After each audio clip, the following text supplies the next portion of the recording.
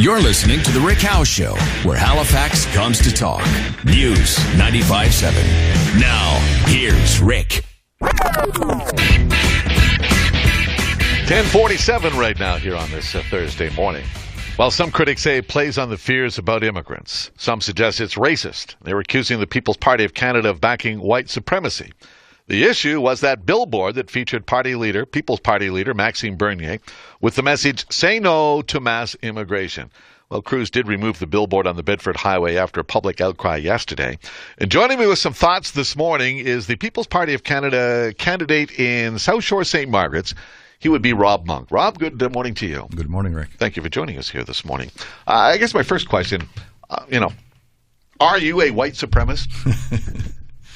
No, absolutely not.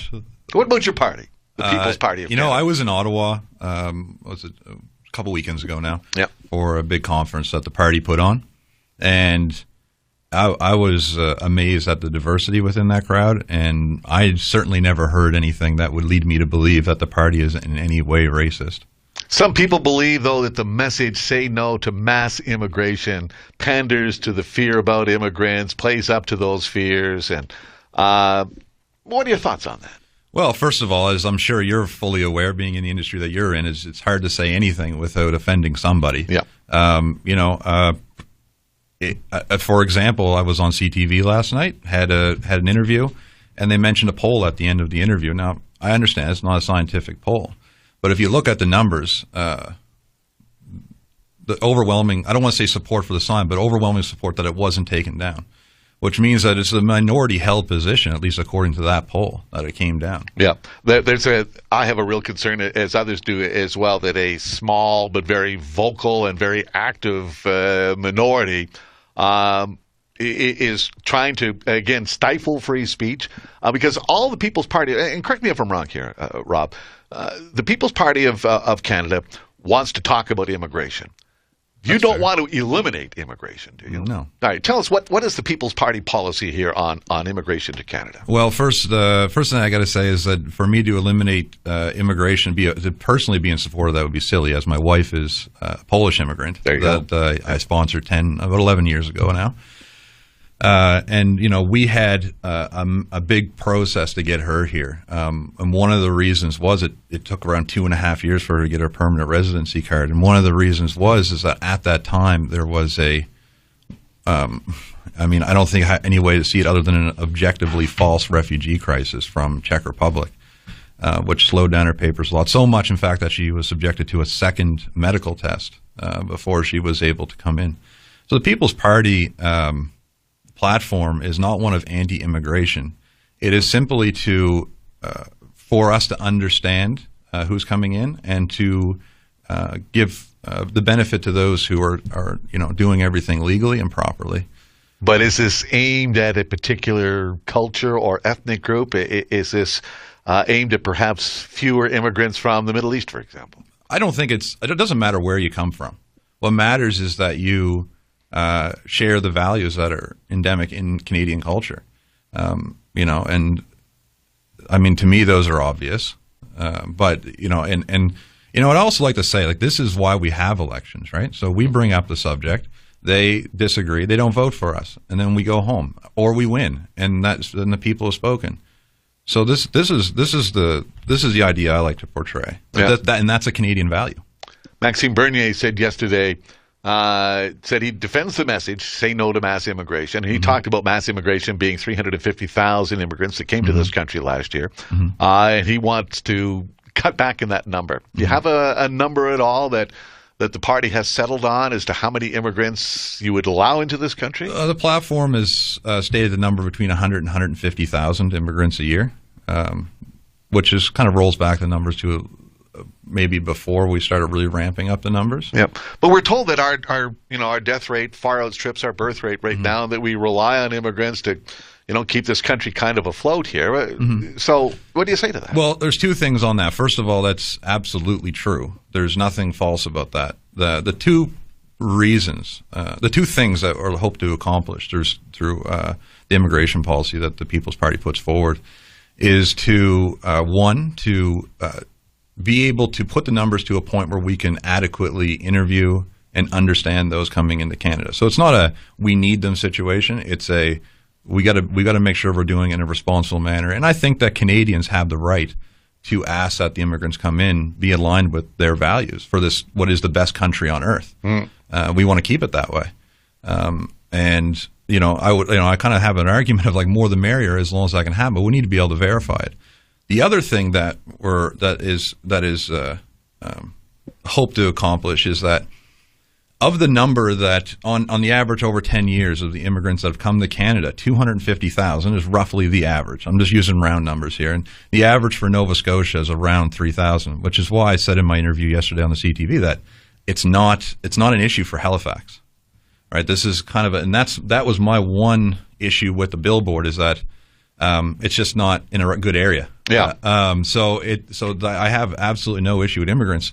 I'm a home builder by trade, and right now the market is such that it's driven by immigration, and it's good for the economy. It's certainly great for the economy, but we need to know that Canadians' best interests are at heart when this happens. But you're not looking at immigration only from whites or anything along those lines? No, that would be silly. See, I'm glad to hear you say that because, again, there are some people who believe that that's exactly what you're doing here. Yeah, people believe a lot of things. Yeah. Well, and I was watching, again, you're being interviewed by CTV during the Switch event on Sunday in Dartmouth, and a protester jumping in front of the camera and screaming out, "White supremacist." What do you say about that? Well, if you look at my reaction, I start laughing. All I got to say to that is these people, they come out and they're the one thing I must say about the protesters who are there is they truly believe that we were a threat, and they did enough. They came out to actually protest us, which at least they're principled, which is nice to know that there's people that are principled. I think they're misguided in what they think about us. I know they're misguided in what they think about us, and I believe that their actions. I mean, well, here we are. You're talking to me. Okay. Yep. But again, they have little tolerance for anybody's views outside of their own, though. That's the problem. It seems. Well, and I mean, intolerance exists across the board, right? And it should be cast aside at any opportunity. Wayne McKay, who's the Dalhousie law professor, we chatted with him in the first hour this morning. He says, and I quote here, "I do agree this kind of an offensive, divisive tone is kind of reminiscent of the politics of division south of the border, which Canada tries to avoid as much as we can." What do you say to that? I say that let's ignore what's going on south of the border. We're here, and as a federal candidate for the PPC and a candidate for the South Shore St. Margaret's, I'm more concerned about what's happening in Canada.